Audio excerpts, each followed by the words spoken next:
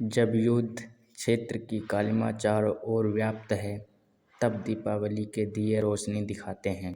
जीवन के विविध क्षेत्रों में प्रगति की हमारी यात्रा निरंतर जारी है और उम्मीद करनी चाहिए कि दियों का यह उत्सव सर्वगीण उन्नति और समानता का लक्ष्य हासिल करने के लिए हमें और भी प्रेरित करेगा। दीपावली का यह त्यौहार जो भगवान श्री राम के लंका विजय के उपरांत अयोध्या लौटने की खुशियों के बीच मनाया गया था, हमारी भौतिक समृद्धि के साथ आध्यात्मिक समृद्धि और ज्ञान का भी प्रतीक है। दीपावली पर जलते दिए समृद्धि के साथ साथ खुशहाली, समानता और प्रेम की भी अभिव्यक्ति है। भारत की आध्यात्मिक समृद्धि की रोशनी कभी दूर देशों तक फैली थी, तो मौजूदा 21वीं सदी में भी भारत और भारतवंशियों का प्रभाव दूर तक कायम है। इसका पता चलते हैं कि ब्रिटेन के प्रधानमंत्री ऋषि सुनक और अमेरिकी उपराष्ट्रपति कमला हैरिस ने अपने आधिकारिक आवास पर दिवाली मनाई।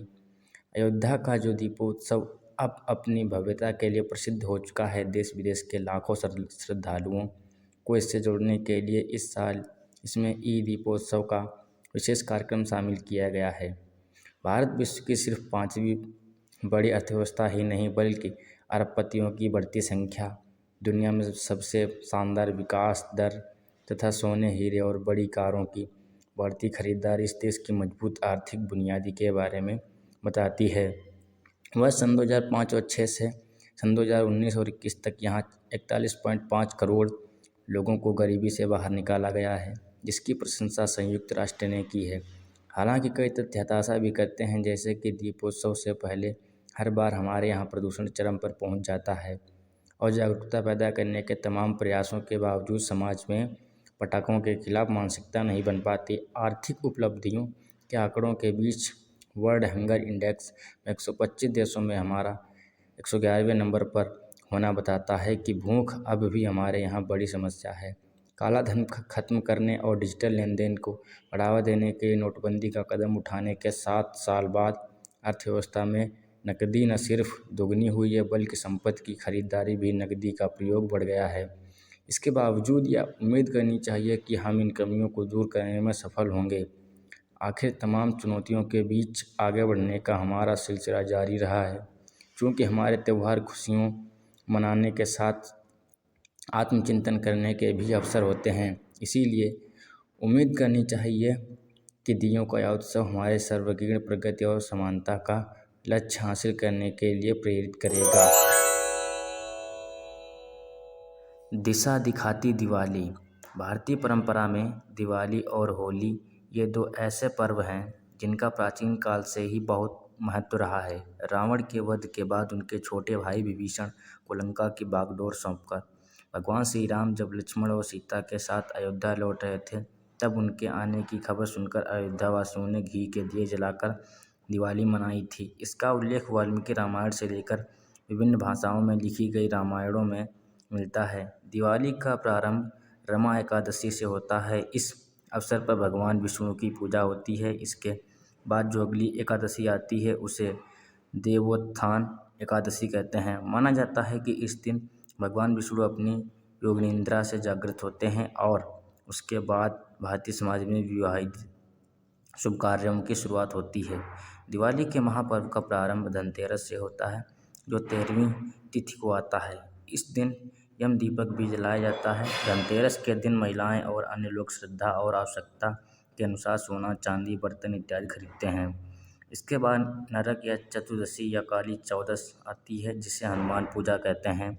इसे छोटी दिवाली के रूप में मनाया जाता है। नरक चौदस की पूजा रात में होती है। कहीं कहीं इसे शारदा पूजा या केदार गौरी का व्रत भी कहते हैं।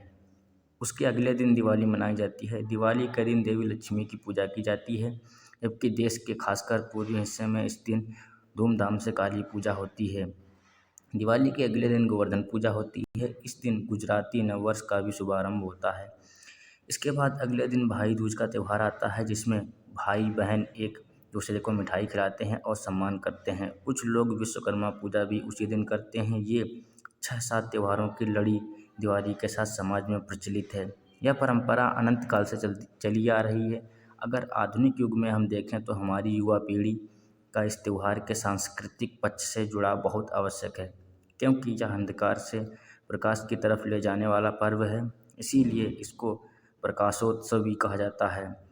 दिवाली हमारी सभ्यता व संस्कृति का महत्वपूर्ण हिस्सा है। जैसे कि भगवान राम, गौर करने की बात है कि सभ्यता और संस्कृत दो शब्द है। पुरातात्विक साक्ष्य भी इसका प्रमाण है कि दिवाली सदियों से भारतीय संस्कृति का हिस्सा रही है। राम मंदिर के लिए अयोध्या में जब उत्खनन किया जा रहा था, तब यह पता चला कि मंदिर का स्थान 9वीं-10वीं सदी के बाद का है, लेकिन उससे पहले वहाँ आवासीय स्तर के अवशेष मिले, जिसमें 1580 ईसा पूर्व से आगे के समय भी प्रकाश पड़ता है। रेडियो कार्बन डेटिंग विधियों से पता चलता है कि वहाँ मंदिर बने, सिर्फ उन्हें ध्वस्त किया गया, लेकिन उन अवशेषों में के मिट्टी के दिए काफ़ी संख्या में मिले। अयोध्या में खुदाई के दौरान जो दिए मिले वे ठीक वैसे ही हैं जैसे आज दिवाली के उपयोग में लाए जाते हैं। दिवाली की यह जो सनातन परंपरा है वह केवल उपहार देने तक सीमित नहीं होनी चाहिए। उपहार देने की परंपरा तो लोक प्रचार वाली चीज़ है जो विभिन्न समाजों में विकसित हुई है। इसमें कोई बुराई भी नहीं है। यह एक दूसरे को सम्मान देने का एक तरीका है। इससे आपसी भाईचारा बढ़ता है। हालांकि यह भी सच है कि हमारे बचपन में उपहार देने की यह प्रथा इस रूप में नहीं दिखती थी जिस तरह की आज है। इस लिहाज से कह सकते हैं कि यह भारतीय संस्कृति का अभिन्न हिस्सा नहीं है। युद्धों से त्रस्त वर्तमान दुनियावी माहौल में मनाई जा रही इस बार की दीपावली खास है। युद्ध पहले भी हुए और उनके बीच दिवाली पहले भी मनाई जाती रही है। वस्तुतः हर युद्ध मानवता के लिए एक सीख की तरह होता है। दिवाली की रोशनी में यह सीख साफ तौर पर दिखती है कि गलत इरादे से किया गया मानवता को नुकसान पहुंचाने वाला कोई भी प्रयास अंततः